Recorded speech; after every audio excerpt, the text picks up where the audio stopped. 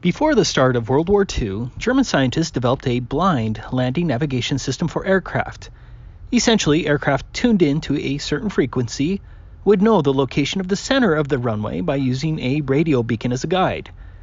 After World War II broke out, German military scientists soon realized that the same technology could enable German bombers to locate specific targets in England even in the darkest of nights. This secret system was called Knickebein. In short, the radio beam from a single transmitter would guide the German bombers on a line towards the target, but one beam could not tell the bomber when they were over the target. A second transmitter was set up so its beam crossed over the target, indicating when the airplanes should drop the bombs. British intelligence, led by R.V. Jones, slowly became aware that such bombing beams may have existed, and presented the information to Frederick Lindemann, Winston Churchill's leading science advisor.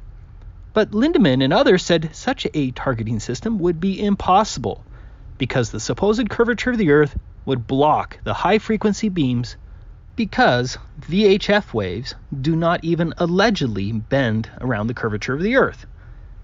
Dr. Jones took the message to Professor Lindemann, his old tutor and now scientific advisor to Winston Churchill, and tried to persuade him of the serious threat posed by the Knickebein beams.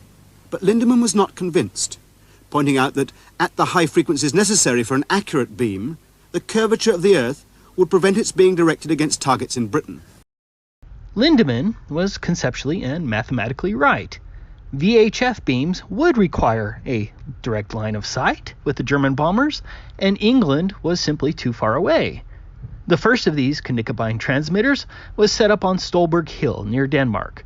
Another transmitter was set up at Kleve in western Germany. Stolberg Hill was located 443 miles away from Derby, England. The hill was only 142 feet high, and the transmitter was 152 feet high for a combined height of 294 feet. Based on the globe math, the Earth's curvature would hide 118,425 feet. The other transmitter was in Kleve. It only has an elevation of 39 feet combined with a 100-foot tower. 139-foot height with a distance of 331 miles means that the curvature of the Earth would hide 66,722 feet. In other words, under the globe, a German bomber would need to be higher than 118,425 feet to be within the line of sight of the Knickebein system. But the maximum cruising altitude of a German bomber was only 19,200 feet. Without question, it was impossible under the globe for those German bombers to be within line of sight of the Knickebein towers. But Knickebein did work, and English lives were lost as Churchill's scientific advisors couldn't believe in the VHF Knickebein system when the Earth's curvature should have made it impossible. Very high frequency requires a direct line of sight. Wikipedia confirms the same as it reads, as the transmitters were more or less in line of sight to high-altitude bombers. This article here confirms it as well. But as I just showed, Wikipedia lied, as German bombers would have been nearly 100,000 feet below the globe's geometric horizon and certainly not within line of sight of the towers. There you have it.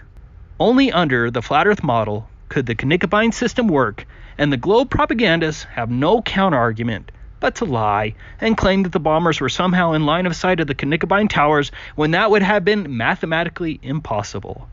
German bombing beams proved there is no Earth curvature.